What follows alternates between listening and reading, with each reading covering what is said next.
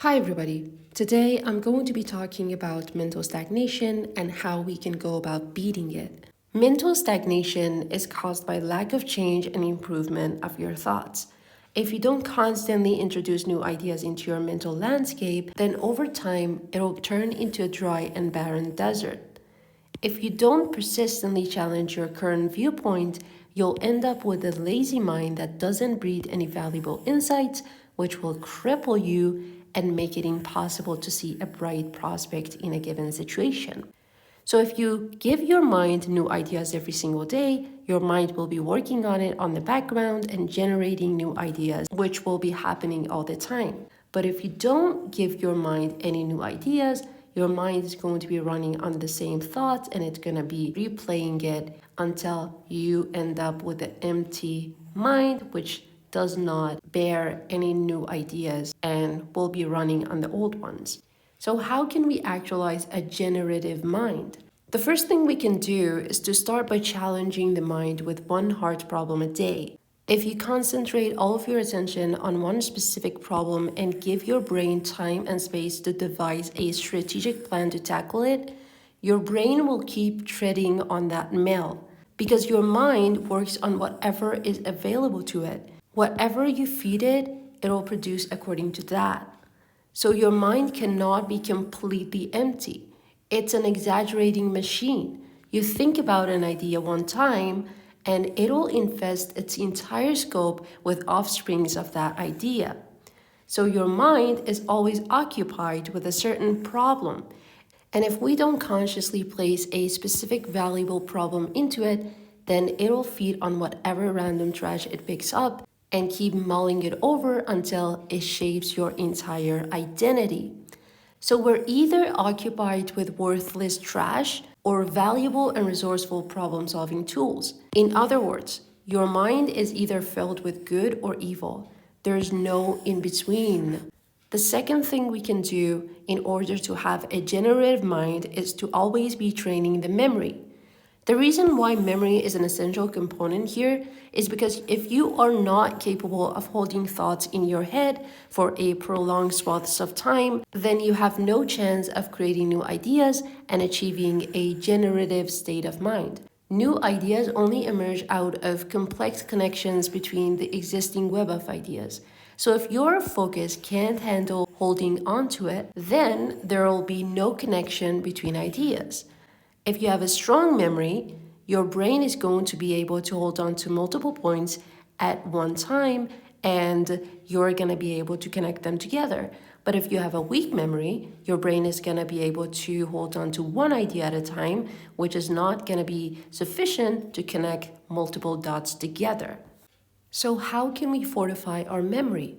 The first habit that can help you develop a very strong memory is reading hard books. Books that requires you to hold on to multiple points for a long time. For example, I've read so many authors and books that have been very impactful on my memory. One category of those is nonfiction, which is the book from Feynman, Noam Chomsky, David Doyes, Ludwig Wittgenstein, and all of their books are very powerful, but the few that has been very impactful for me are these books that you can see right here. You can pause this video and maybe take some notes on it.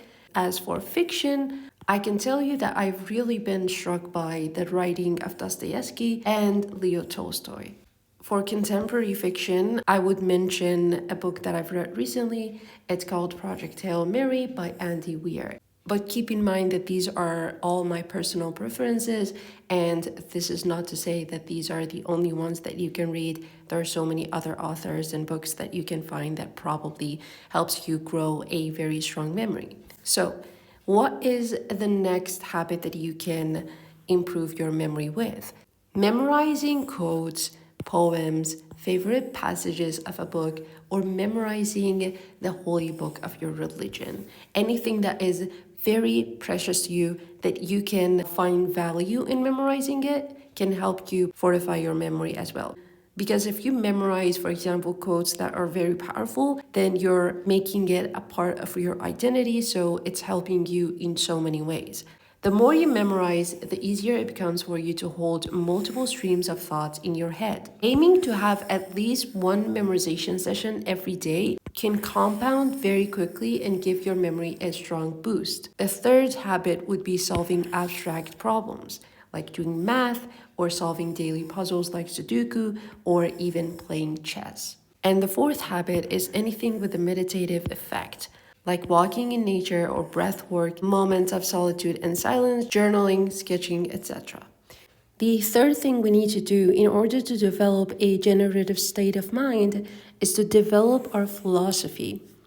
Most of our mental growth happens at a macro level, the overarching ideas in our mind that creates our external world, the beliefs we adopt that drive certain sets of behaviors. And if those fundamental ideas, insights, or philosophies are not upgrading all the time, then your behaviors and actions are also going to stop upgrading at a certain point. And mental stagnation becomes inevitable. So, if you want to start working on developing your own personal philosophy, it's essential to carve out a dedicated portion of time and contemplate on hard questions in your life.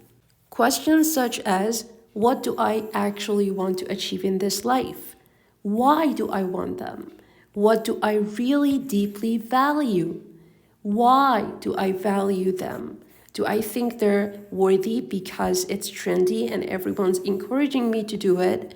Do you think it's going to bring you joy? Why do you think it's going to bring you joy? Is there any internal truth to it?